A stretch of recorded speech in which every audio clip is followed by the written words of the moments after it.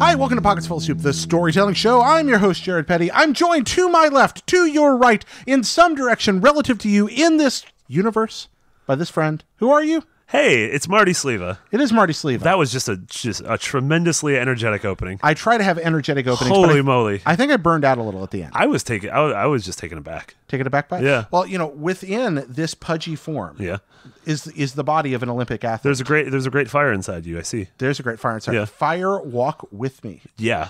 That's what's going to happen. Yeah, that's from 90210. That is Beverly from Hills. 90210. 90210, The Return. Oh, yeah. I'm sorry. Yeah, exactly. Yeah. That's that show with the older Luke Perry where he hangs out with the Archie kids. Yeah. And no, wait. Didn't you already have that podcast? We're always working our way back to that. Yes, always back to that. Always back to Undertale. We find a way one way or the other. Yeah, definitely. life finds a way. Life does find a way. Starring the Jeff Goldblum, star of the upcoming Thor Ragnarok. Yeah, right there. That's how they're gonna talk about the end of days in the film. Yeah, the Norse end of days. They're just gonna bring up a guitar and I feel like that movie's got the right vibe for that. It's got a good vibe. It's got all those colors on all the posters. Yeah, I like movies with colors. Yeah, I like the colors too. Yeah. What's a movie with colors that you like? The Fall. Ooh, I haven't seen The Fall. From Tarsem. He's the director. He also did The Cell. But The Fall. Ooh, you should say it's a movie about telling stories. Wait, it's the guy who did The Cell? Yeah. Oh, I like The Cell. Yeah, you should see. The Fall is a much better movie than The Cell. Okay. All right. Check it out. It's a movie about storytelling. Oh, well, And it has several colors, including red. This is the storytelling show. That's the storytelling movie. Thanks to our Patreon producers, Nick Rie and Robert Nieder, this show's possible just about every week in one form or another, and we're thankful for it. I was just really impressed that you don't have paper in front of you. You didn't look that up. I didn't look that up. You know who your producers are. I don't know who my producers are. You know who your producers are? Aren't your producers Sean Finnegan and... I guess Zach. Zach Ryan, yeah. Well, I don't know. Yeah. Was it Zach Ryan? Zach Ryan, that's his name, right? Yeah, that guy. That's his name. Yeah, that's what some folks know him as. Yeah, I like to think of him as Zach Archibald Ryan. Yeah.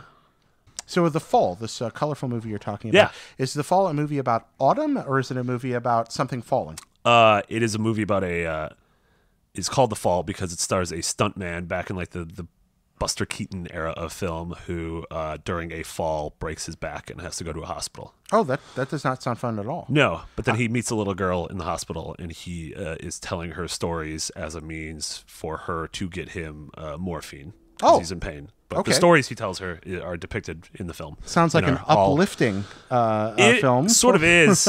Yeah, and all the stories are like allegorical and starring the different nurses and doctors in the hospital. It's very good. Stories about injury can Charles Darwin's a character in the movie. Oh, I like that. Yeah. Oh my goodness. Oh, I would definitely love that. Is Charles Darwin alive during the period this film is taking place? No, or he is a character in the story. Oh. They sort of this is a weird movie to describe. Yeah, it's good. You should watch it if you like colors. I will definitely watch. Well, I do indeed love colors. I love colors out of space. The color out of space. Yeah, that's H.P. Lovecraft, right? Yeah, I love that. Yeah, that's a weird old story. Yeah, Cthulhu's are kind of scary. When you were a kid, did you get the big box of 64 Crayola crayons with the sharpener? I did eventually. Yeah, with the sharpener. Yeah, that was like a abundance of riches. I feel like I'm a person who needs I appreciate being able to make a decision and having options and choice and personalizing something. But at a certain point, I'm like, okay, we're getting too many colors. A 64 color palette was too many? That might be pushing it. That might be it. Okay, I was wondering about that. What's your ideal palette to work with? Is this going to tell me what classical platform you should be developing for? I mean, the problem is I'm a really bad artist. It's like a visual artist. So 16, 8? 16? Okay, so it's like 16. That's C64 territory. Oh, no. 16 colors is Commodore 64. Okay. That had a locked 16 color palette. Okay. Or the NES had a 53 to 56, depending on how you look at it, color palette, but you can only have 16 on screen at a time. But the Super Nintendo was my favorite thing ever. Oh, no, the Super Nintendo, that had 32,000 colors. That's too many. That's too many colors. Yeah, and you could have a lot. I think it was the max on screen was still really high. Well, the thing was, I never had to choose the colors. Like 512. Like if I was playing Secret of Mana, they weren't like, "What color is this bush?" I would just be like, "Nope, you choose. It's green." You were playing Secret of Mana, so everything was good anyway. Yeah. Yeah, that's a good. I like that game. I like that game a lot too. Good music. What, Secret of Mana? Yeah, just a bit. Yeah. Definitely. That Ice Force though. Good tunes. Yeah. Happy tunes. Also, the only video game I can think of where fighting Santa Claus is a good thing. Yeah. Yeah, I mean, with 3 players. What games are 3 players? That's weird. Yeah, what games that have 3 players? There's some games that are 3 players. There's I was just thinking about Ghostbusters the arcade game. Ghostbusters the arcade game. 3 players. Yeah. Rampage. 3 players. Yeah, Rampage is 3 players. That's a 3 player. Rampart, 3 players. Every Ninja Turtles game. 3. Well, No. see, and I was going. Well, no, you do. I mean, you have 4, but no, it has to be purely 3 players. like aimed at 3 players. Yeah, that Ghostbusters arcade game was kind of odd. Yeah, Do you remember that? Vaguely. Yeah, I found out not too long ago. Actually, I found out that was like a completely different game in Japan that was just repurposed with Ghostbusters stuff. Weird. Yeah, but then they like really built on it. It wasn't just like a quick palette swap. They actually changed the mechanics quite a bit. But it's a totally different game in Japan. Yeah, it's kind of a strange thing. Man, 3-player games. 3 is fun. I mean, 3 is a good number. You're just like, because sometimes it's hard to get 4 people together. It's like you want to play D&D. I want my 4 people. Yeah, but you can't get them all. 3 was it was just weird for the Super Nintendo to have to buy that adapter for a handful of games. Yeah. What else did you have? You had. That was the only game I used it for. I don't know. Was there like a Bomberman game? Probably. Maybe. Well, yeah. I mean, who doesn't want to play a Bomberman game? But again, 3 players. It's just an odd number. Yeah. I don't know. Are there board games that are fun with 3 players? Trying to think of a good 3-player board game. I feel like there ought to be one out there. Play like Monopoly or Life with 3 people. You can, but it feels like the balance is out. Clue. Yeah. Clue you can kind of play with 3 players, maybe. I don't know. It's weird. When I was in England to discover it's Cluedo. It's Cluedo everywhere but here. What's up with that? I don't know. It's really weird. I think I've asked that before. What is a Cluedo? I have no idea. That's right. You are a trivia master. I am. You are actually a trivia master. Like this is you are in fact, is that your title, trivia master? No, I'm the Herald of Riddle Quest. The Herald of Riddle Quest. I made that up. No, that sounds like a guy who's really good at Quiz and Dragons, the arcade game. My problem is I don't like to call myself a trivia master because I don't think I've definitely met people who are much better at trivia than me. But I host. But you're the master of the trivia. Yeah, I'm like the master of celebrations that night. Yeah. Okay, so you create the trivia questions. For those who don't know what we're talking about here and they're horribly confused, wondering where this is going, what do you do? I host pub trivia weekly at a couple of bars actually in San Francisco, but so that involves coming up with questions in various topics every week, including current event stuff, a music round, general knowledge things, and then I create a theme round every week. So I create questions in all of those, and then for about 2.5 hours I host every week. So. And a lot of prep goes into that. A lot of prep goes into it. Yeah. But it's a lot of fun. It's a reason to sort of get a lot of my pals together and just witness people get drunk. How do you get to take pub master vacations? Generally, I forget to tell my boss, who's the owner of the bar, until like the morning of, and then I text him. I'm like, "Hey, I'm sorry. I can send you questions." And he just hosts. He just hosts? Yeah. Wow. But he usually gets small crowds because the people who come are people who know me. So I feel like it's job security. So you're the draw. I am. You're the talent. I am. I had my worst. We've had a bunch of like really cool folks in the video game industry pop by who were in town. And one GDC we had Ali Moss, the artist. Are you name dropping your pub trivia? I'm name dropping, but trust me, the name drop doesn't go well. Okay. So Ali Moss, he's an incredible artist. You may have seen some of his posters for. He's done takes on everything from Harry Potter to Star Wars. He's a phenomenal artist. Look him up. But he was in town and. In between every round. Oh, no, he would hand the answer sheet for his team, and he put a doodle on the back of each one. Aww. And it was Mario, Link, Sonic, and then the last one was me. Threw all of them away. Why did you throw them away? I wasn't thinking, and I was drunk by that point. Marty. Yep. Real bad move on my part. Kids, this is a lesson on the dangers of alcohol. And how it can how it can influence you to first to bang your arm on the table. That was a bad move. And you're sober right now, though. I'm dead sober. You don't have an excuse here. But how it can influence you to throw away beautiful pieces of art. Yeah, a real screw the pooch there. Yeah, it's a great moment. What trivia question are you most proud of? You've been creating them for years now. What's one that you're just like, man, that was a good trivia question? Ooh, that's a tough question. I've had rounds that I really like. I really like the round of famous assassins. Ooh. Where I name like a famous assassin throughout history, and then you have to name who the person who they killed. Wow! So you hear the assassin's name, you have to, because assassin names are kind of you remember them. Yeah, like you remember a name like Sirhan or Gavrilo Princip. Yeah, because I'm kind of a history nerd, so that's I like that round. We do picture rounds. So you like more your thematic constructs? Thematic. I do music rounds that I'll play a song that's sort of 1-to-1 associated generally with a movie. A long time ago, I did a little podcast called "Contestants, Are You Ready?" Okay, That was I remember. all stuff, and that was fun. And writing the questions was definitely my favorite part of that. But I go to your pub trivia sometimes. You're so good at it. Thank you. You're very good at creating engaging questions. Yeah, there's a sort of a delicate balance I like to walk between. I don't want anyone to feel dumb. I've been to some pub trivias where they're very hard, which there's totally a time and place for that.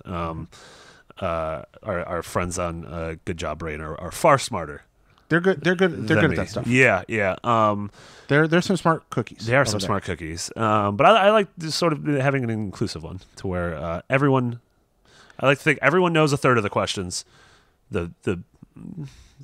If you know you're if you're one of the sharper knives in the drawer, you know another third of the questions, and then if you're going to get in first place, you know the other third. So that's your target kind of ratio. I was going to ask you about that. When it comes to quizzes and games in general, and host, right now on network television, I don't watch all the television. I don't really have television anymore. Do any of us? I think somebody's watching CSI. A lot of people on it. I don't know any of them. So I mean, same thing with Big Bang Theory. Where are all these people? They're somewhere. They're the same people. My theory is they're the same people that were watching Stargate. I like to think that there's some like weird warehouse in Louisiana that just has a shit ton of TVs that are just on.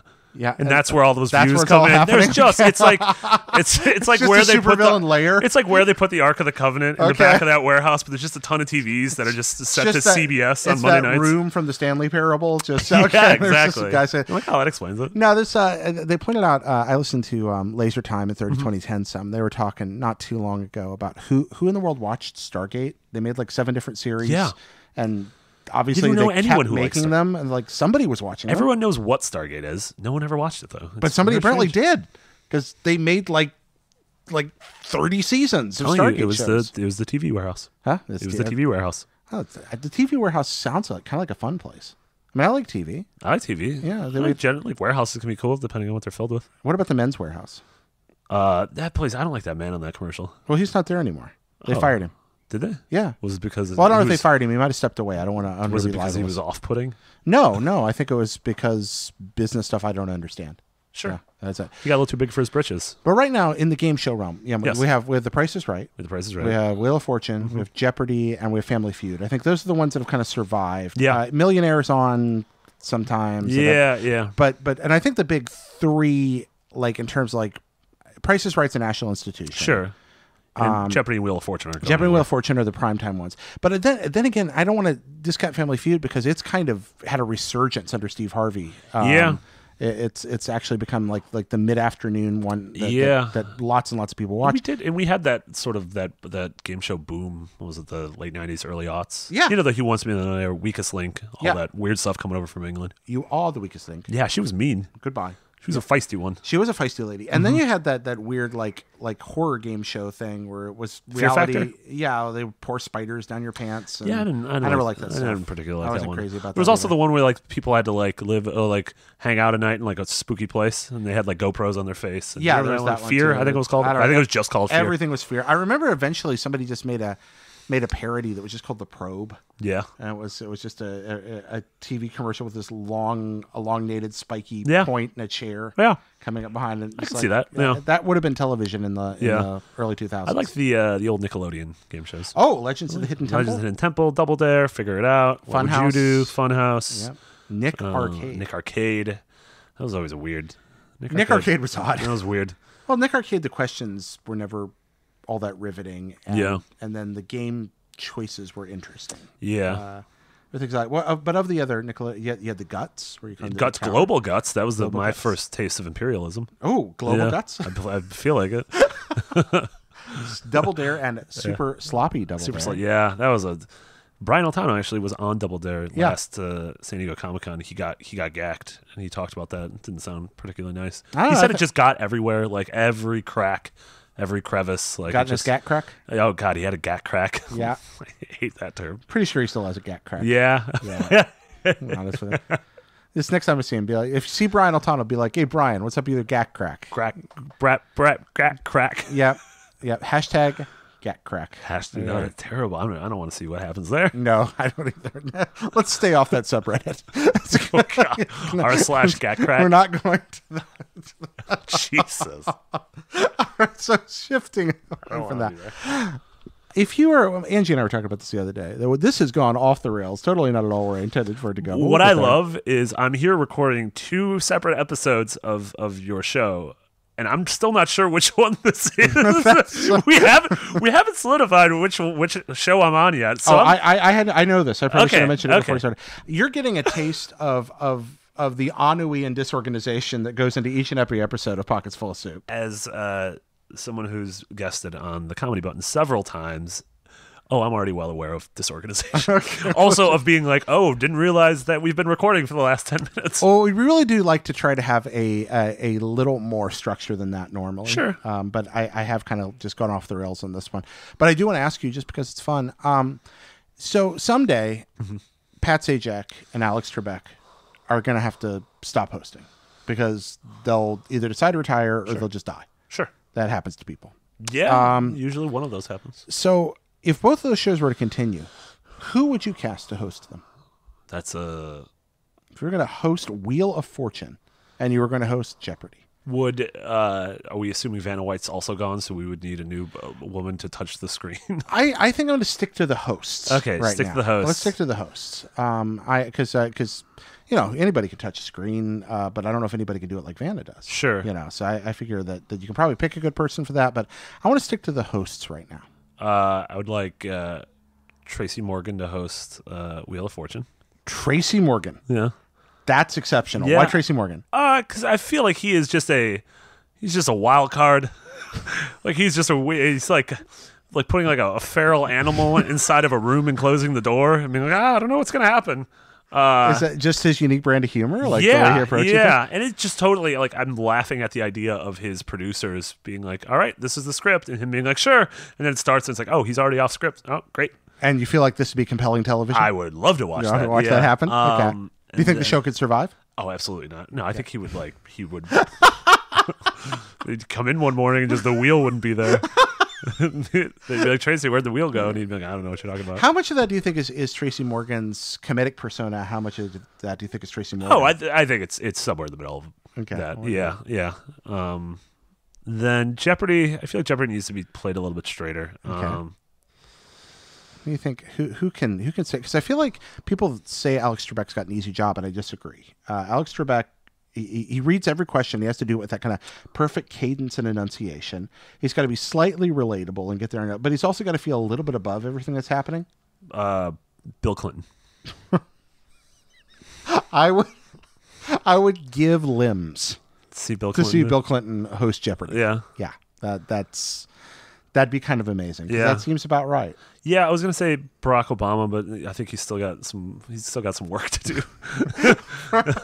he's taken he's been on vacation for a couple months, but I feel like he's got to come back to work. Got some other things he's got to do for a while. Okay. Yeah. So these are your choices: Bill Clinton and Tracy Morgan. Yeah. Any come to mind for you? What if Bill Clinton? Also, oh my God, I want to hang out with those two. I was going to say, that's an adventure. Great. Well, how about we just have a show where Bill Clinton and Tracy Morgan travel across America and solve crimes? Yeah. I mean, totally. But I want them to be like real dumb crimes, like a pie off a windowsill. Yeah, it's just like the pie's disappeared. Yeah. I gotta go find that pie. Yeah. I watched that. Absolutely. Yeah. There you go. You got the thumb. Yeah. I think my all-time favorite Saturday Night Live moment is Bill Clinton in the Rose Garden with the thumb and the whole I am bulletproof. Yeah. You know that? It's one of the shortest sketches they've ever done. It's right after he got off the hook for Whitewater. Yeah. And he looks into the camera and he just goes, I am bulletproof. And he just turns around and stops like he's forgotten something, leans back in and goes, next time, you best bring kryptonite. And that's it. And then he just walks. And that's the end of the sketch. And you're just sitting there going, how did you get away with everything you did? Yeah. And why am I strangely laughing at it at this moment when that's probably not the appropriate response? Was that Daryl Hammond? Yeah. He was really, really good at that. There is theoretically a theme to this episode. Okay. By the way, my pick for Jeopardy, I like Angie's suggestion. I like Patton Oswalt. for Jeopardy. Yeah. Yeah. I thought he could be fun. Yeah. And we both wanted Wayne Brady originally to take over Price is Right. But I feel like Wayne Brady could do Wheel of Fortune pretty well. But I think there's still more. Pat Sajak's snark is really going to be... I don't know if you can go back to snark. Sure. Because he really does just kind of have this sort of... In another life, Pat Sajak was a highwayman. With a big hat and a feather. And he rode up in boots in the night and like robbed your carriage. Yeah. And said something dashing and rode away into the night. Yeah. Like he like kissed the lady's hand and then like rode off. I feel like that's what he was called to be. And he's just born in the wrong century. Fortune is the closest he could get in our day and age. It's beautiful. Yeah, that's I kind of worship that guy. It's I have a thing for game shows. I really do. So beyond these stunning world events that we've got now that we've gotten the pleasantries out of the way. Still so excited to figure out what show I'm on. And there were only 20 minutes into the episode. In theory, what we were going to talk about is something that's very close to your heart. Pockets Full of Soup is a show about the things and the people and the places we're thankful for. Pockets Full of Soup. All right. Yeah, this is Pockets Full of Soup. And what we're going to talk about here for a second is a sort of an extended instant noodles freeform discussion about something you care very deeply about. Yes. And it's we talk about movies and television a lot on Pockets, more than I ever expected to. Yeah. You care a lot about the particular art of screenwriting. Yes. And we're going to talk some about that because it's an aspect of entertainment that when we're watching a TV show, we obviously, maybe it's something we barely notice when it's at its best. Oh, sure. If you're doing your job right, it's neither seen nor heard. Yeah. And when you're doing your job poorly, it's the only thing anyone can see or hear. Well, let's jump right into that then. What's a moment in screenwriting that you kind of went, oh my, I'm noticing this way too much? We were actually talking about Suicide Squad before this. Okay. Wait, are you talking about screenwriting like watching a movie? Yeah, or a television show. Just something you're like, whoa.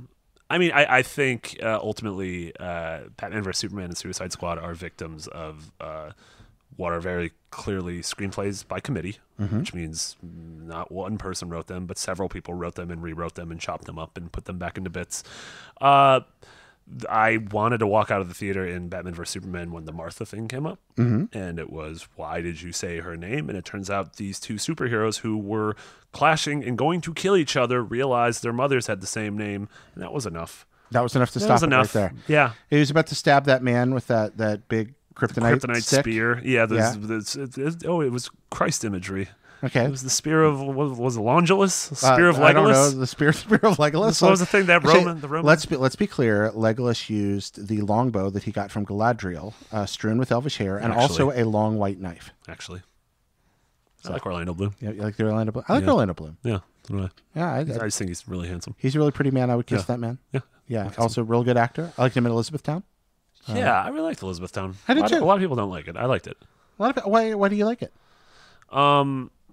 I think the way he uses music in his movies is really great. And I think that movie is almost a movie about music. I'm also a sucker for romantic comedies and sort of romantic dramas. And that's sort of what I tend to write in my spare time. And so...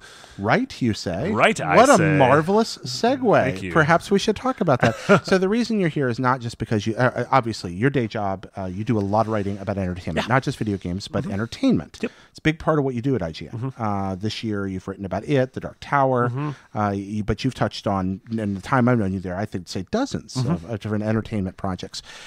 But you also write screenplays. I do. Yeah, and that's something I've been doing since, I guess that was my college major. So I've been, doing it for, at the very least, since 2000. Jesus, when did I go to college? 2004. Okay. Oh, yikes. Is that when you wrote your first one? Was in college? Yeah, I would have written my first one in college. But yeah, I've been into creative writing pretty much my whole life. My dad is a published author, and I think I got it from him. And then very early on, my parents sort of, who are cinemaphiles, instilled a deep sense of appreciation and sort of looking at movies through a different scope.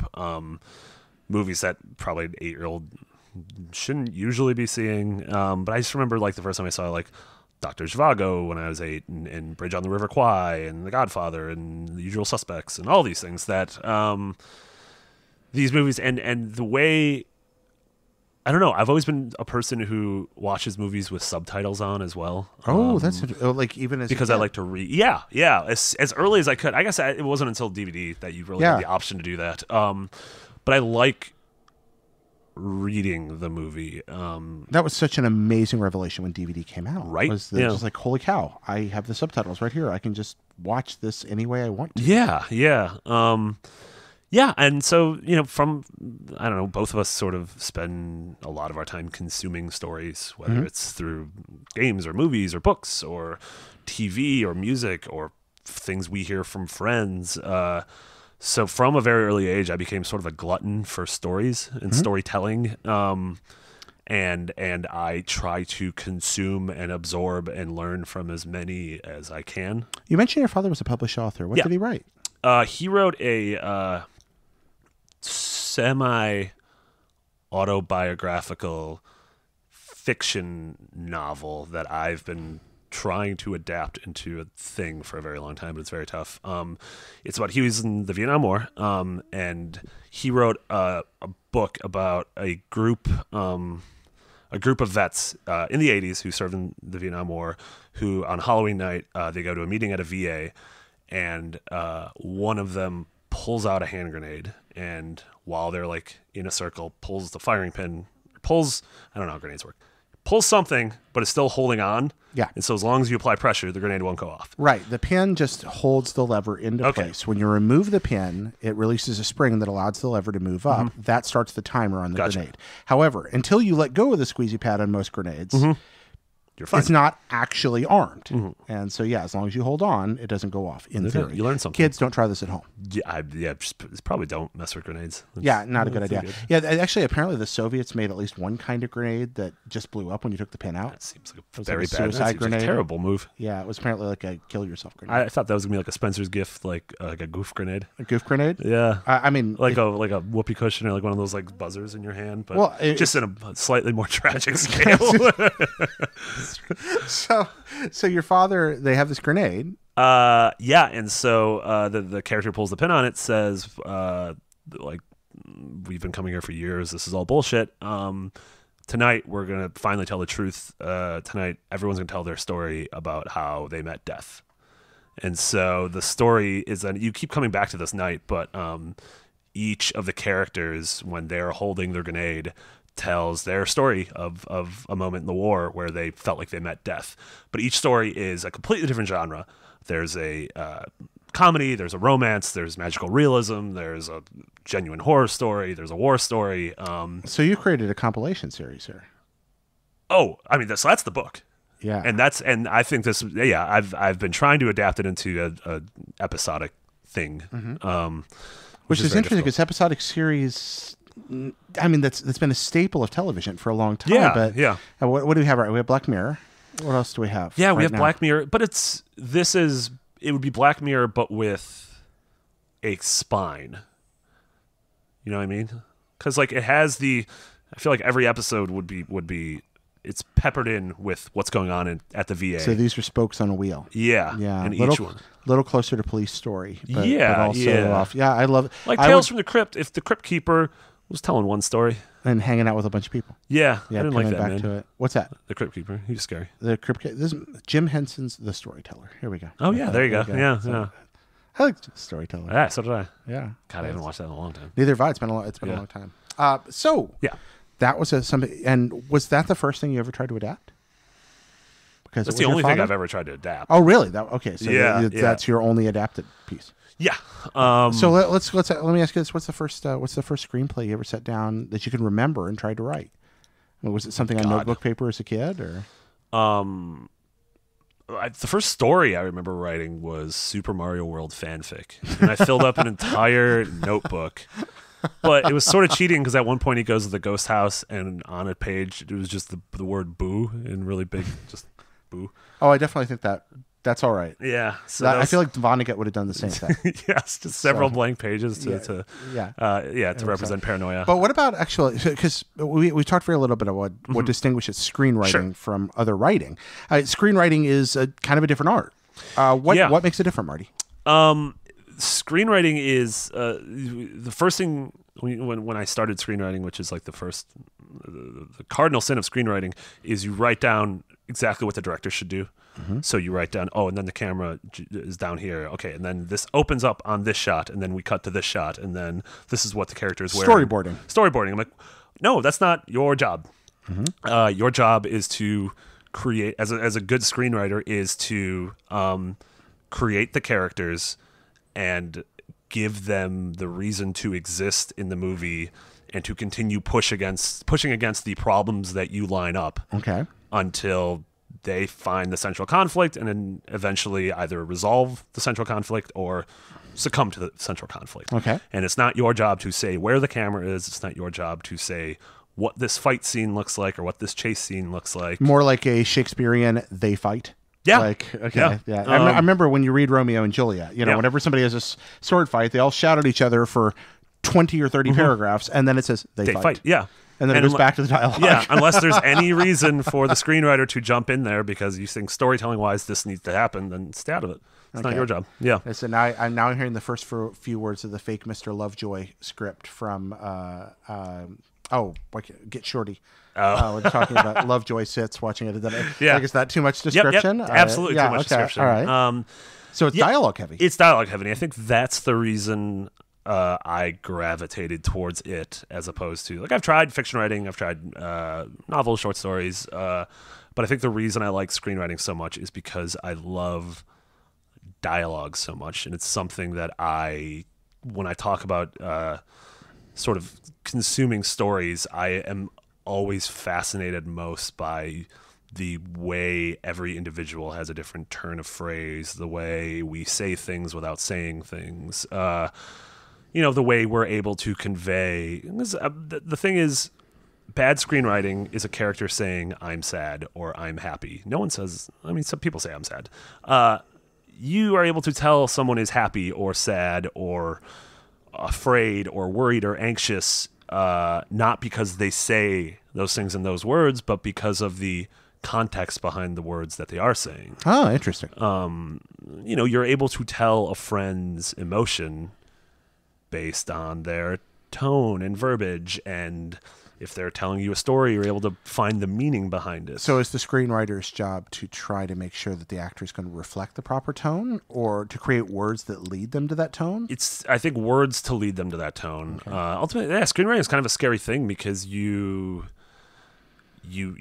make a thing, and then if you're fortunate enough to be one of the very few people that is able to sell a thing, you've given up your child for adoption. And all you could do is cross your fingers that they found good parents. Well, that's the fun. You and I in our lives have both worked as professional writers in various capacities, and it never stops being frightening. Every time I press the publish button. Yeah.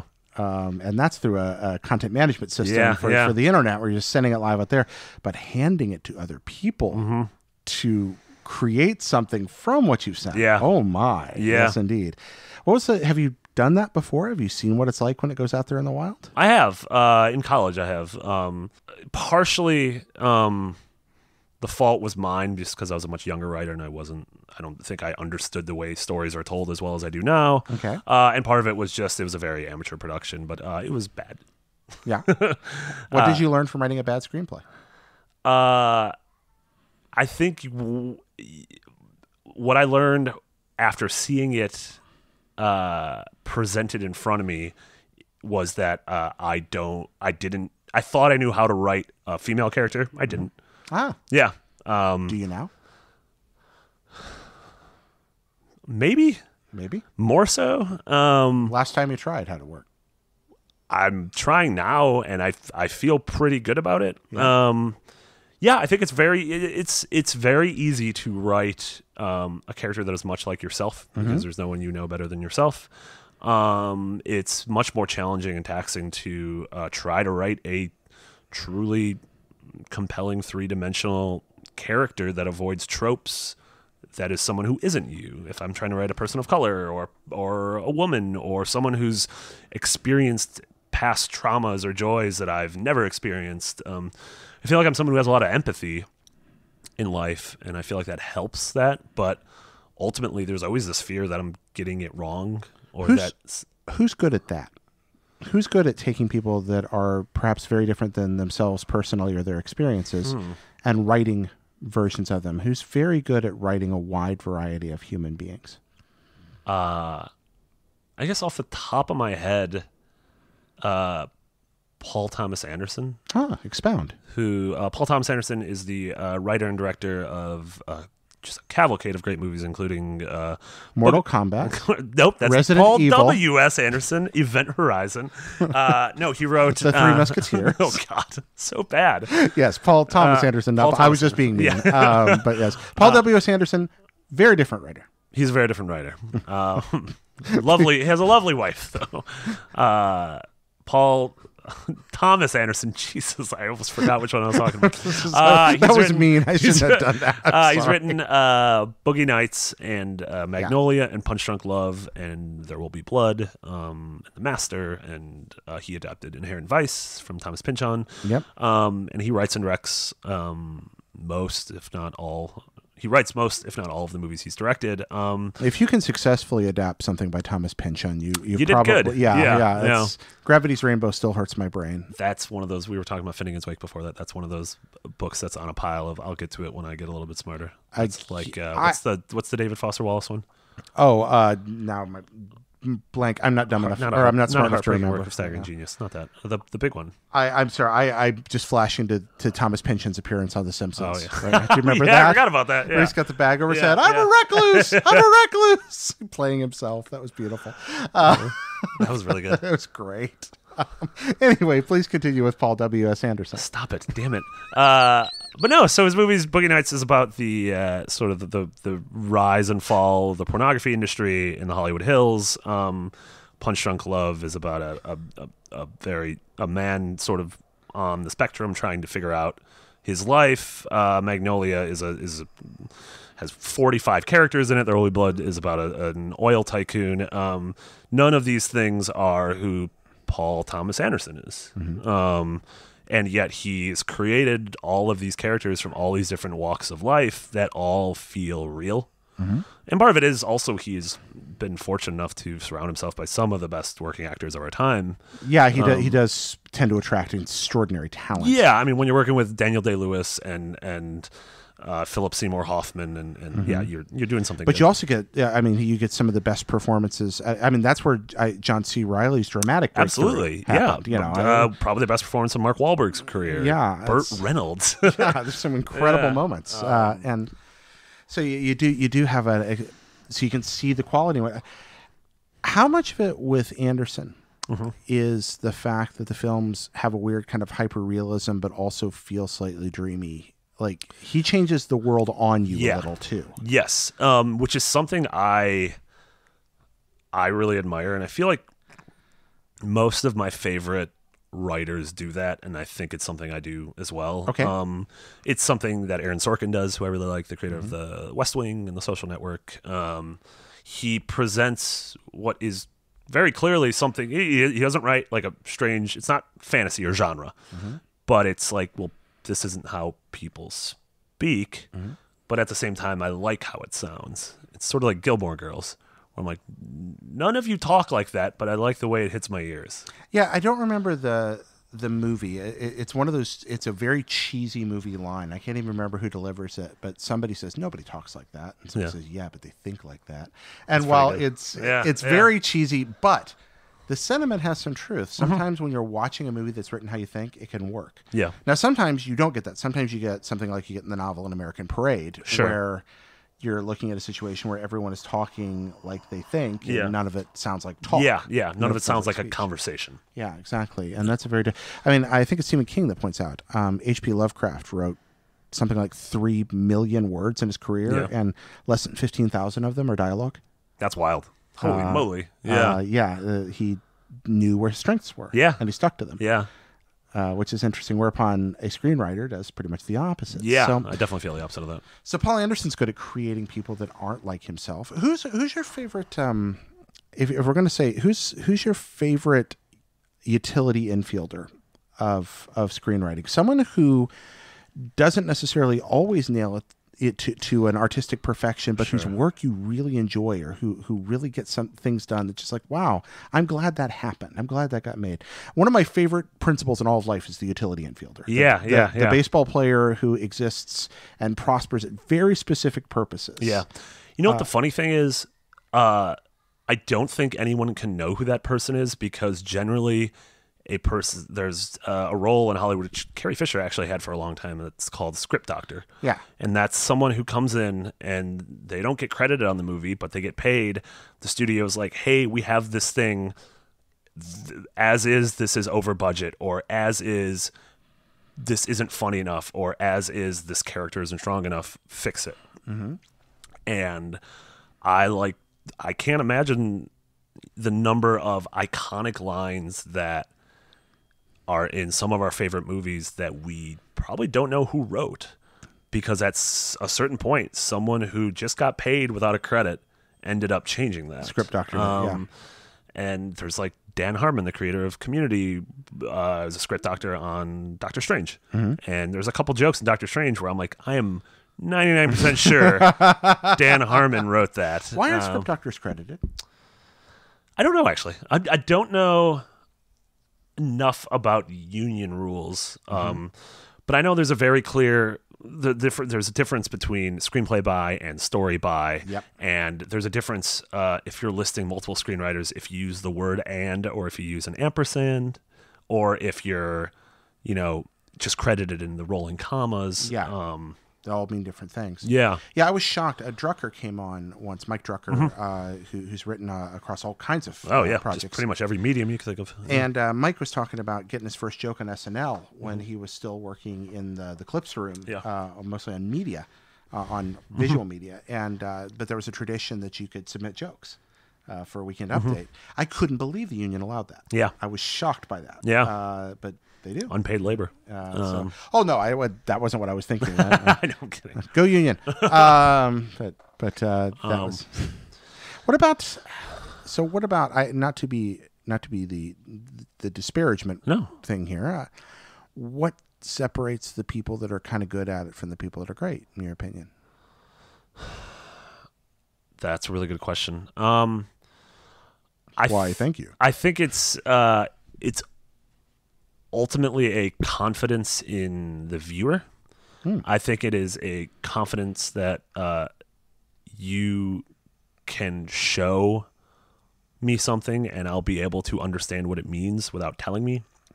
The thing I hate most is exposition for exposition's sake, or a character saying a thing that is so clearly anyone who's been paying attention to the movie should understand this. Mm-hmm. And if a character says it out loud, I'm immediately like, none of us, like, you didn't need to tell us that. Like, this is, you're treating us like idiots. So I think it's that. It's trust in the audience. And then it's also, any movie has its own set of rules and logic. Okay. And those can be whatever you want. Like, we were just talking about It. We both saw Stephen King's It recently.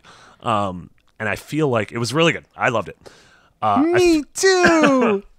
And I feel like one of the things it did was set up rules and logic. So it can create these scenarios that clearly don't happen in real life. There's really not a dancing clown named Pennywise who haunts your every fear. Really? Truly. I'm so. My life is a lie. But I feel like the book and the movie set sort of ground rules and stick to them, and so it creates the laws of the movie and it doesn't break them. Mm-hmm. So there's a logic behind it. So you understand where he's going to pop up. You understand. Yeah. What are the laws of the movie when you're talking about it? Let's go down that a little bit. When I'm talking about it, there's the rules of he comes in every 27 years. He preys on children because he I guess you get a little bit more of them from the book, but he feeds on fears, and apparently the fears of children taste better than the fears of adults. Oh, that's good. Which is something fitting. Yeah, I love King's argument for that. Adults are afraid of income taxes. Yeah, that doesn't taste good, but like mummies and werewolves taste great. Actually, I asked you this question, but I don't want to. People may not have seen the film yet. I usually don't care about spoilers, but this is so new. Let's ease off on it. Instead, let me ask you this: what are movies that trust their viewers? I mean, I have some popping into my head that I love right now, but what are movies that you mentioned that they trust the people watching the movie and don't feel the need to expose everything? Mm-hmm. What are some films where the screenwriters trusted the viewer? I think one of my favorite low-budget sci-fi movies probably ever is a movie called Primer, which is about time travel. Mm-hmm. I think it was made for like $5,000 by a bunch of students at the University of Texas. Yeah, a movie about time travel. If you haven't seen it, you should check it out. But it has a very complex but very rigid set of rules for how the time travel works in the movie. Yeah. And it lays them out and it adheres to it. And so the movie requires probably a couple of viewings to fully grab. But once you do, the logic in it's pretty airtight. Okay. It's hard to poke any holes in it. Like a lot of times you could be like, well, why didn't this character do this? Or why didn't this character do that? But you look at this movie and you're like, no, okay, I get it. That works in that world. Yeah. So what much were some of the ones you were thinking of? I mean, so this is, I think, one of the most classic examples, and it's not going to make me, there's nothing original about this, but one of the things that I consistently love about the earlier Coppola work and something like The Godfather is that it just trusts you to follow what's happening. It also creates rules. Those rules aren't quite as obvious as they are in perhaps a fantasy or science fiction film where we're bending reality, but there are still some very rigid structures that are happening around, but you don't see the walls. Yeah. They're happening within a frame, but The Godfather never feels the need to explain to you what's going on. It just presents a series of scenes telling a not entirely sequential story, but it does it with a logic that makes sure you don't get lost. Yeah. And yet at the same time, you never have anybody saying, you never have anybody going, well, this is what's happening with the Turk who's dealing with the heads of this family, who's dealing with the guy that we saw in the background of two other scenes, who's actually the mastermind behind the whole thing, which we won't learn to the end of the movie, but we don't have to be told all that. Like, it's one of those cases, Mario Puzo's novel is not as good a story as the film The Godfather, precisely because in this particular case, and it's a fine novel, I don't want to take away from it, but a novel by necessity exposes. Yeah. The movie's better because it doesn't. Yeah. That's what I mean. I really like that explanation. And I guess I know that that's a very film school 101 example to use, but it's still one of my favorite examples of nuance in a popular film. And it's also it is a movie that the second you finish it, if you restart it, every scene means more knowing what happens afterwards. Just the opening lines of I Believe in America means so much more after you've seen the movie. You're like, oh, God. Yeah, just like, holy cow. You don't get... I like going back. And one of the few advantages of getting old is that you can go back and watch movies you watched when you were in I'm 38. When I was 18, I was becoming an adult. Yeah. And I watched movies that I saw as I was becoming an adult. I was a grown-up watching these movies. I can look back 20 years later and watch them again and have a second and entirely different adult perspective on them. That is awesome. Yeah. It is incredible. It is the motion picture equivalent of finding your own Easter eggs, and I like it.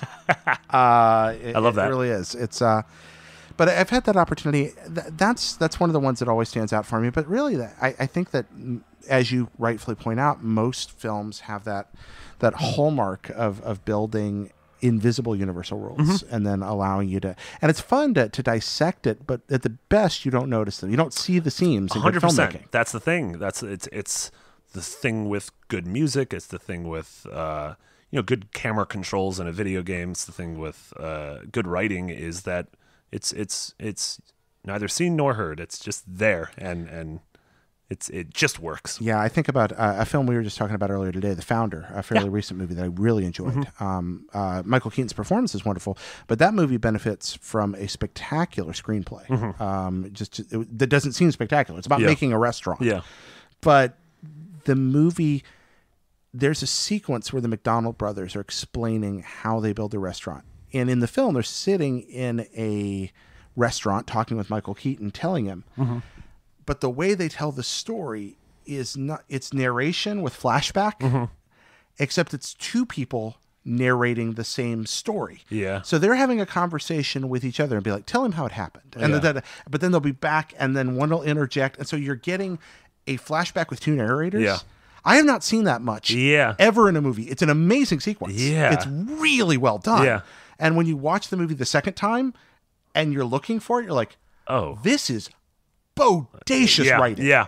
I had no idea how good this, I liked the scene, but I was like, this is amazing. Yeah. I don't think I've seen this in a movie before. There's something like that. You always run the risk of it could come off as gimmicky. Yeah. But when you knock it out of the park, it's like, oh, this is incredible. Well, I didn't notice it the first time. It was the second viewing that I'm like, wait a minute, they're both telling me the story at once. Yeah. How is that happening? Yeah. There's a similar, I mean, a very different scene, but sort of a similar, I don't want to use the word gimmick, but like no gimmicks, a risk that they took and totally nailed it was in the movie 500 Days of Summer. Okay. Oh, yeah. One of your all-time favorites. One of my all-time favorites.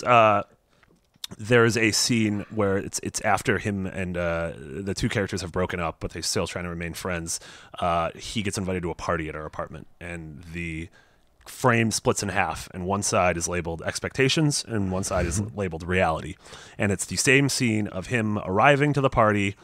The door opens, and in expectations, she gives him a really loving embrace and kisses him on the cheek. And in reality, she gives him a very quick, cold hug and then turns around to go back to the party.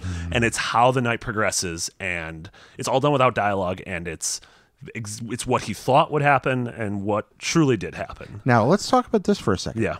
We were talking about screenwriting, and you just said it's all done without dialogue. Yes. Let's talk about the screenplay that led to that moment. Yeah, and because you were talking earlier about the importance of not telling the filmmaker or the director how to direct. Yeah. So how do you do that? What's the way? I feel like, again, I don't know what the exact process in that was, because I know, what's his name? Who directed it? It's directed the guy who directed the two Spider-Man movies that everyone forgot about, sadly. His name escapes me at the moment. Yeah. I actually don't. That's a really good question. I love that scene so much, and I don't know if that came from the writers, the writing team behind it, or if it came from the director, or if it was a collaborative effort. Yeah. Because with that, there is no dialogue, and I don't know if at that point, if the writers were ballsy enough to be like, "Hey, this is what's going to happen to the movie. You're going to split the frame." Now you say ballsy, but earlier you said you didn't want the writers doing that. But like I said with the gimmick, is I try not to do it because I don't have the confidence I could pull it off. Ah, okay. Yeah. What's a film with a bad screenplay that you enjoy, or at least enjoy watching? That's a good question. Yeah, what's a film with a bad screenplay that you enjoy watching? Because I can think of, there's definitely a few for me. What comes off? What comes out of your mind first? I think that when I see the mess that is Superman 2. Okay, yeah. Superman 2 should have, by all rights, been a spectacular movie, but there's a legendary story of switching directors in the middle and all the worst of studio interference. Apparently happened in that. And yet there's still all these moments where the screenplay is just great, but then there's all these moments where you feel like something is terribly out of joint. You know, when you've got oh goodness, it's the guy who plays Zod, Terrence Stamp. Oh, Terrence Stamp. Yeah. Terrence Stamp is standing there. He's in the middle of like Oklahoma or something, knocking down helicopters, and suddenly there's this girl that walks up. She's like, "Please, Mr. General, sir, please let my daddy down." And it's like, what happened? Yeah, here? What movie is this? What is happening? Yeah. And it's like they're like comically blow them a kiss, my dear, and they're like. And everybody's like, they're getting like, how did anyone think this was fine? Yeah, how did that happen? Yeah. In the same movie where I'm getting these incredible moments about giving up everything you ever, that's the way about Superman. He doesn't just give up his powers; he gives up his identity. Yeah. For the sake of someone else, he decides to become a better person. He believes a better person because he's in love.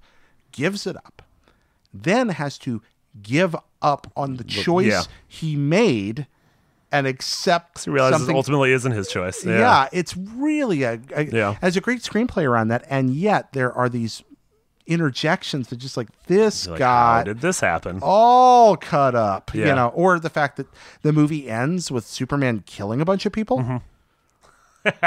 That's not really Superman's MO. Yeah, you know, even at the end, and even theatrical Superman's MO. Forget the mythology of the character. Superman 1 ends with Superman after Lois Lane dies and he flies backward around the world and saves her life. Lex Luthor killed Lois Lane and a bunch of other people by blowing up a nuclear bomb. And Superman's answer is to deposit him at the police station. What a good guy. But in Superman 2, he's just like, I'm just going to murder you now, Terrence Stamp. Wait, doesn't he put him in like the negative zone? No. At the end of Superman 2's theatrical cut, Superman crushes Terrence Stamp's hand and throws him into a giant hole in the Fortress of Solitude where he dies. Yeah. And the other two are also killed. The second one, the big guy jumps and falls in a hole, and Lois Lane just punches what's her name into a pit. I like that. Well, we don't know if everyone dies at the bottom of that hole. Maybe there's like a trampoline. It's a big old hole. It's a big hole. Now, when you watch the when you watch the Richard Donner cut, there's a scene where he drops them all off of jail. That was the original script. They actually just reused the scene from Superman 1 and just composited the three actors. Well, with it, now I'm taking everyone down a long tunnel here, and I'm sorry, but Superman 2 uses the Superman 1 gimmick of running time back in the original. That was the idea. They had a very different vision. No, but the way it was supposed to work out was very different. The original plan changed between movies as production interference took place. Interesting. Because both movies were largely filmed at the same time. Oh, interesting. That makes sense. There's a lot of overlap with that. That's funny. Yeah, Superman 2, 1 and 2, that's a fascinating film story. Yeah. I like that. I mean, I love Robert Rodriguez's Rebel Without a Crew, one of my favorite books about movies, if you've never read that. Yeah.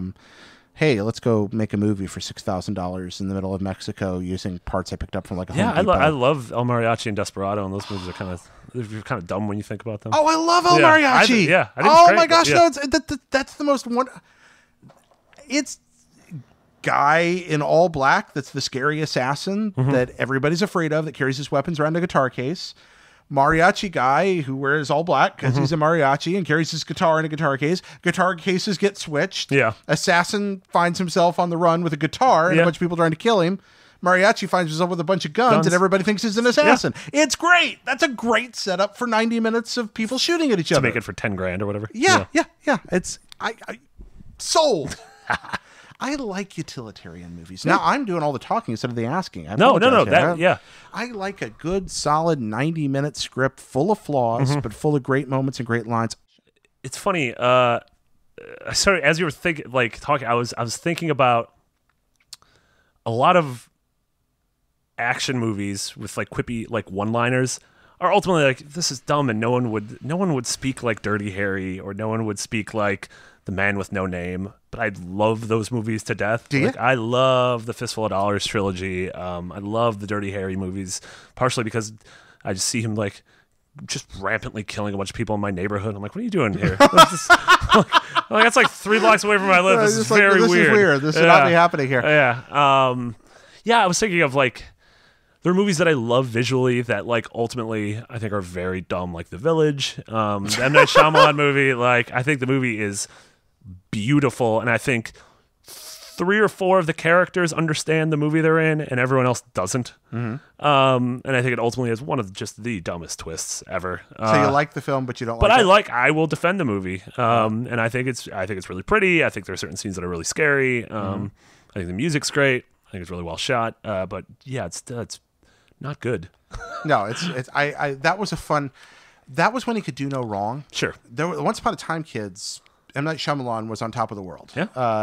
He was the next Spielberg. That's what all the magazines put on the cover. That's what we thought. Well, he made The Sixth Sense, and then he made Unbreakable. And then he made Signs, and we're like, all right, everything's turning up Millhouse. And then he made The Village. I love Unbreakable so much. I still adore that movie. Yeah. I don't know where you fall on Unbreakable. What do you think? Oh, it's my favorite of his movies. Yeah, it's an incredible motion picture. Every time I go back to it, that's another one of those.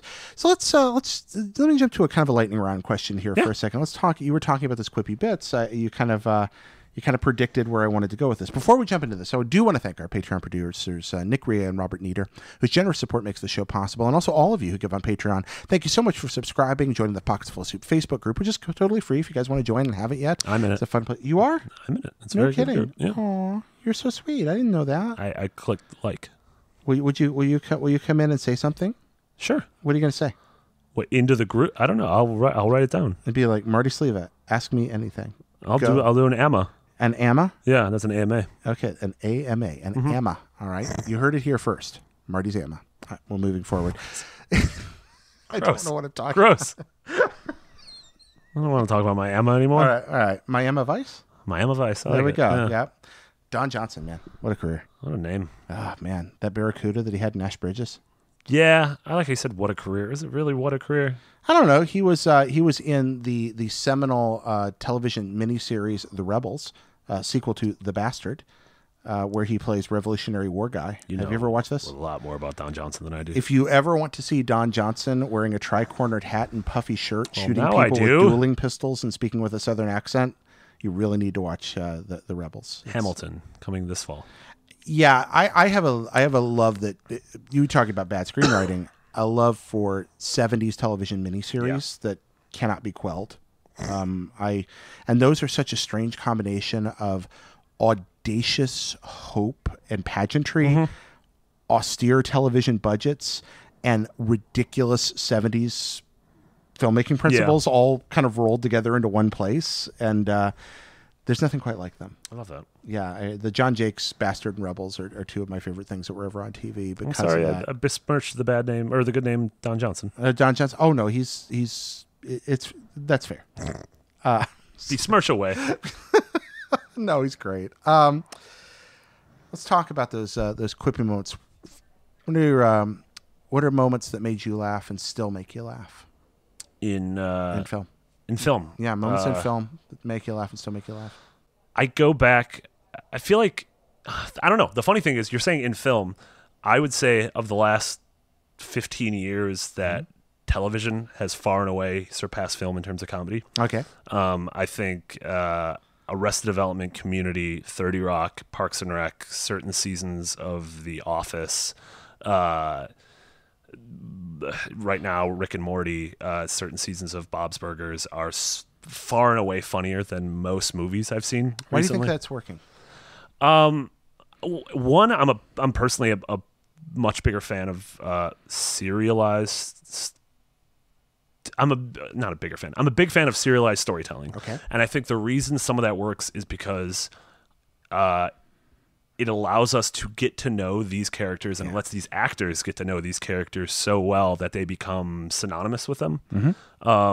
Any of those shows I mentioned, I mean, from The Office to 30 Rock to Parks and Rec, those actors become just so one-to-one with those characters that the jokes just get better as they go on.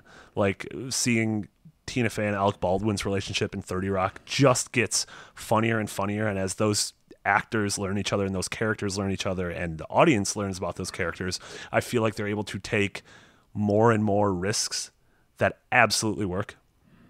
There's just like strange. There's a 30 Rock line where it's in one of the seasons. It was actually, the episode was written by Donald Glover from Community and the rapper Childish Gambino. It's Kenneth is trying to teach. He's trying to teach someone. He's trying to teach Tracy Tracy trying to teach Kenneth what a humble brag is. Yeah, and Kenneth is like, "Oh, I think I get it." And he said, "I can't change the channel because there's a water bug on my tuner." And to Kenneth, that's his humble brag is I can't change the channel because there's a water bug on my tuner. And it's so dumb. But I remember hearing that, and I'm like, who would come up with that sentence? Why write that sentence? And I don't know. You've worked next to Brian Altano and Matt Scoville. Yeah. Because I mean, that's the kind of stuff you just hear come over that wall. That broken human beings come up with. Yeah, I'm forever fortunate to work next to two just strange men. Well, you're don't discredit yourself. I don't know. I think the people who know you realize this, but I wonder if your audiences realizes just how much of the great humor that comes out of the place you work comes through you. You're a funny dude and a funny writer. I really appreciate that. I don't feel like it's competent. I feel like we all make each other better. Mm-hmm. Because I feel like it's one of those things where we're sitting in this little group of I mean, you sat right in that nook, but having Brian and Max and Alana and Andrew, I mean, all of them have been on the show, so that's not like I'm saying weird names to people. Yeah. But it's just like, it is, our industry seems to attract people that in one way or another we're broken. We're just weird. We've got some weird stuff going on. It's a writer's room. Yeah, it is a writer's room. That's what it legitimately feels with. And like, you want nothing more than to make the people who make you laugh. When I was a kid, Nick at Night was a new thing. And the Dick Van Dyke Show was on all the time. And because my parents were the age of people targeting Nick at Night, that was what was on. So I watched old Dick Van Dyke Show episodes. And I thought it was fine that Dick Van Dyke and Mary Tyler Moore were hanging around their living room and doing, late 50s, early 60s stuff. And that was great. But what I loved about the show was that he was a writer. Yeah. And every day he would go to work in the writer's room. And he'd hang around with these kind of weird people all day. And they would try to come up with things. He worked for a comedy show, if I remember right. And they would all sit and try to think of ways to make their boss look funny. The only time in my entire life I actually felt like that's going on is when I sat and worked with y'all. Yeah. That was what it was like. Yeah. And the joy you get of making, like I said, making someone laugh who has continually made you laugh for years. It's a really good feels thing. pretty good. It does feel good. So you actually anticipated my next question when you brought up television, because where I went, horror, is classically a medium that is at its most stabbingly fear-inducing, I think, through literature and through film. Yeah, television horror is hard to do. Yeah, and I believe that's because of the commercial breaks. Having to write around the acts has always made that difficult. But there are times TV has been frightening. I'm curious, Marty, what are the examples in your mind of frightening television? What scared you? So, full disclosure, I'm not unscarable. I'm just genuinely scared all the time. No, horror is probably maybe my favorite, one of my favorite genres, and it's something that I have never tried to write. No kidding. Yeah. Why? I've never come up with the premise. I've never had the thing. No kidding. Yeah, never. Never anything like Bob had a knife and he was mad? No. Okay. Bob had a knife and he was mad. My favorite haiku. Yeah, there we are. You've been watching too much Twin Peaks. No. Because Bob did have a knife and he was mad. No, it's just reminding me of, I have a friend, and we were talking once about, my friend works in motion graphics. And we were talking about how when he gets his motion graphics files from another artist, they're always like labeled with cute little names. Yeah, like this guy gives all, instead of just being like horizontal line, it'll be like boop boop boop. Yeah, like he names them. I love that. Yeah. So he gets his, but we were talking about what it'd be like if those just kept getting weirder and weirder. Yeah, like it was like Andrea left me, and then it was like I hid the knife, and then it was just like you're like, oh no, should I be keeping these? My accomplice. Well, anyway, so you never come across a premise. I've never, no, it's never. I mean, I would love to. And you see a lot of time. I mean, you see this year one of the biggest movies of this year was Get Out, and that was from someone with a comedy background. Yeah. Well, horror and comedy have always had I mean, the line between laughter and screaming I mean, I was laughing several times. I was scared at it. Well, that's how it works. Yeah, right? yeah. I don't know. It's funny. We were talking about this earlier. You don't see a lot of prime examples of good horror on television, which is funny considering we're in sort of a golden age now of if you look at the last 10, 15 years of stuff like Breaking Bad and Mad Men and The Wire and Game of Thrones and The Leftovers, there are things that TV does a really good job of giving me a sense of dread. I think the effective episodes of Black Mirror do that. Yeah. I think The Leftovers did that. I would say Handmaid's Tale did that, but genuinely lean back in my seat and try to cover my eyes because I don't want the thing to pop up in front of me. TV doesn't really do that a lot. Is it the serialized element of knowing they're going to be around for the next episode? I mean, you don't need to... If you make it one continuous story, you don't need to have that. I mean, look at Game of Thrones. But season one very much clearly proves no one's safe on that show. That's true. Yeah. I think I when it comes to ensemble cast shows, I think you're totally overlooking the masterwork that is The Vampire Diaries. But we'll move on from that. Is that horror? No. Is that still on? That's better. Is that Supernatural? The first 4 seasons of The Vampire Diaries is called Game of Thrones, but better. Yeah. That's what. I never thought Game of Thrones, but better. I never thought like True Blood got scary. Like some of the first couple seasons were interesting, but there's some clever stuff on True Blood, but I never really thought it was all that frightening. Yeah. You do get frightening television occasionally, but it is more unusual. You were talking about quippy one-liners and action movies, and there are ones that stand out for you? One-liners and action movies, I think like the effective ones, like one of the screenplays I studied in college that I think a lot of people study is Die Hard. Oh. Die Hard is the structure of Die Hard's near perfect, and the way it so smartly sets up John as a character and strips him away of. I mean, now the movie is like the movie is at its surface level just an awesome action movie. Yeah, cool action, great characters, amazing one-liners. He's as great an action hero as is. That's a surface level. Literally one layer below that, it is a amazing comment on the concepts of masculinity and he is stripped of his masculinity in having to fly here to sort of finalize his divorce from his wife, and then he is stripped of his shoes and forced to literally walk on broken glass because that is the thing he does. He says when he gets off a flight, he likes to take his shoes off and he likes to curl his toes in the carpet. Well, he learned that from the man on the plane. Exactly. Yeah. And so by him doing that, it's like, oh, you've set up all of your problems for the movie because if you only had your shoes, things would get better. So you feel like it's just well constructed to watch a person be, but it doesn't feel like an Eli Roth film. I mean, he's not being tortured exactly. Yeah, totally. But it is like he seems like an everyman. He's just a dude. He's wearing his takes his shirt off. He has his tank top on. He has his khakis, and he's just running around. He gets dirty. He gets bloody. He looks tired all the time. Do you have any romantic one-liners you like? Yeah, I adore, like I said, 500 Days of Summer. And there's the Zooey Deschanel character in that movie is someone who never believes in the idea of true love and the one. And Joseph Gordon-Levitt does. And they get together, but then they split up. And then their final scene of the movie, they're talking, and she's remarrying, and she's leaving him, and she was like, hey, you were right. Like, I want to tell you were right about the concept of the one. It just wasn't you. Yeah. And like that to me is like both like beautiful and heartbreaking at the same time. That's beautiful. And I got a lot of that in La La Land last year too, which I also absolutely adored, and has one of the, like when I'm talking about a scene where when I was talking about saying how the characters feel without saying how the characters feel, there's a scene halfway through that movie where Ryan Gosling surprises Emma Stone by she doesn't know he's home, like she thinks he's on tour, and she gets home and he's in the apartment and he's made dinner, and there's it's like a cake or a roast, or I think it's dessert is in the oven, and what starts off as this beautiful romantic dinner just fucking gets torn apart, and no one and it's one of those.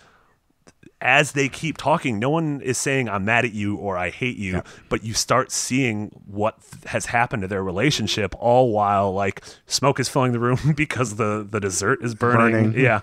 It's a great scene. Yeah, and I think it has one of those like one of them says to the other one, you only like me when I'm on my ass because it makes you feel better about yourself. Mm-hmm.